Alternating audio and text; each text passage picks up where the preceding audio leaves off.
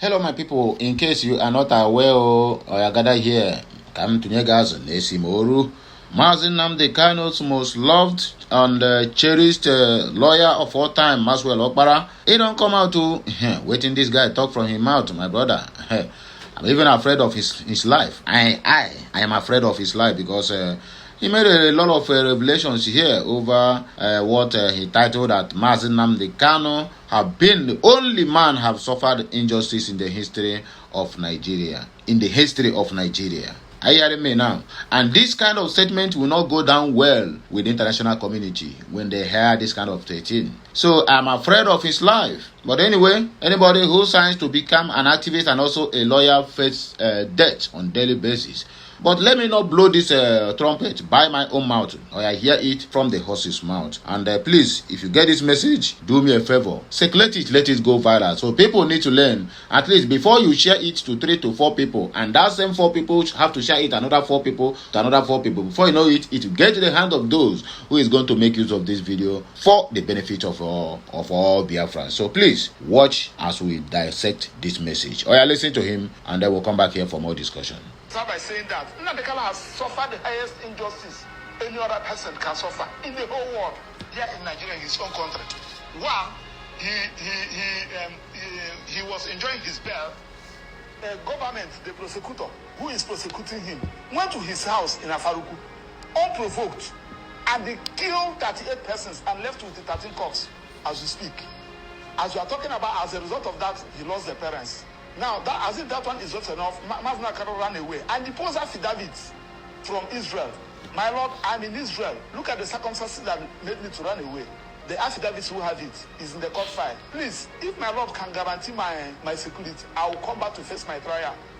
While that one was on, he was unlawfully brought back to Nigeria here. And the United Nations, through their special rapporteur, gave a decision saying that Mazi Nnamdi Kanu never is not a terrorist, Mazi Nnamdi Kanu never jumped bail, that as a matter of urgency, that Nigeria should release Mazi Nnamdi Kanu. They refused that judgment. Federal High Court in Umuahia look at all the whole matters we filed, and they said that Mazi Nnamdi Kanu should be released, and that federal government should pay Mazi Nnamdi Kanu 50 billion naira as we speak to you. As we speak to you, the federal government has not complied with that judgment. The same thing applied to Enugu High Court and what have you. I'm not talking about that of Kenya. Coming back to Nigeria here, we continue with the trial. The Court of Appeal unanimously discharged Mazi Nnamdi Kanu, and they said that no court should try Mazi Nnamdi Kanu. The federal government refused to comply with that order, and they kept Mazi Nnamdi Kanu unlawfully for 9 days before they now file what they call a motion for stay in a criminal matter, the first in history. Now, when they file the motion for stay, the matter gets to Supreme Court. Supreme Court, in looking at all these things, Supreme Court made an decision. One, that Mazi Nnamdi Kanu never jumped bail. That court ought not have revoked his bail. And they condemned the attitude of military, sending Operation Python dams in his house and murdered, massacred many people there. Right. And they directed the Federal High Court. Let me finish. Let me make this submission. And they referred the matter back to Federal High Court to continue with the trial, with the intention that the matter will continue with the Honorable Justice Binta Nyako's court. So when we get there, Binta Nyako now recused himself. The matter now get back to Justice Omotosho. Mazi Nnamdi Kanu took a fresh plea. That plea Mazi Nnamdi Kanu took before Justice Binta Nyako is no longer effective. He now took a plea, a fresh plea, in a fresh court, starting de novo. Okay. Now that was where the issue of repealed law comes in. Okay. All right, thank you very much for breaking it down for us this morning. Now, you said as part of your statement that a significant number of people in the Southeast are sympathetic at best to the plight of Nnamdi Kanu. Now, in the interest of public peace, yes, and in the interest of national security, how should this matter be managed, pending when the next decision, whether to appeal or not, will be taken by Nnamdi Kanu?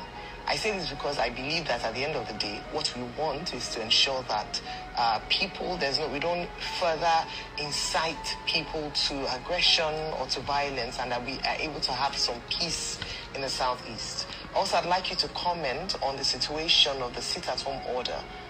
In terms of that regard, would you ask that people return, or we are hopeful that we will see an end to this Monday sit-at-home order in the Southeast?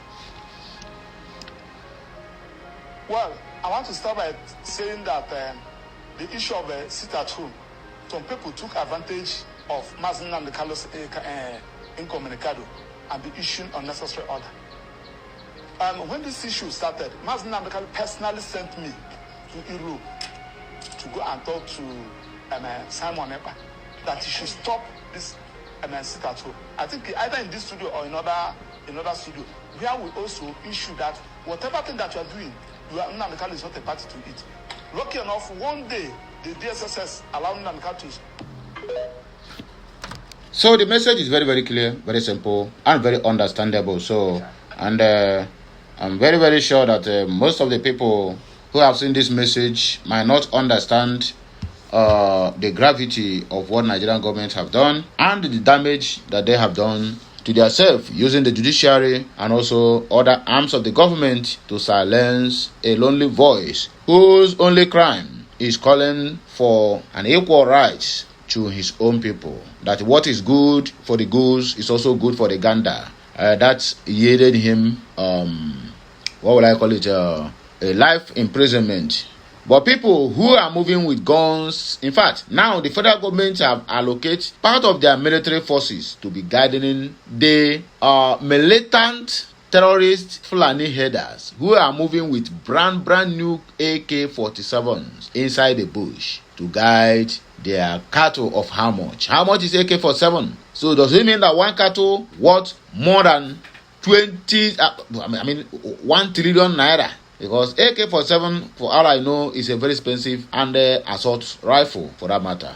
But anyway, that's by the way. I see ihe mere okeke si mekwo okafo. Nnamdi Kanu, who have been on this issue for quite some time now, and it seems that all our efforts are not yielding any result. And that was why in my previous video I made it clear that United Nations, which is called UN, have lost its rights and every respect that countries are accorded them in the years back. Because now that organization has been infiltrated. If not, how can you tell me that the United Nations, as big as the United Nations, gave Nigeria 6 months to free Mazen Nnamdi Kanu under Muhammadu Buhari? Till today, that order have not been obeyed. And no sanctions. No head is rolling. And then you tell me that United Nations can be trusted again. No.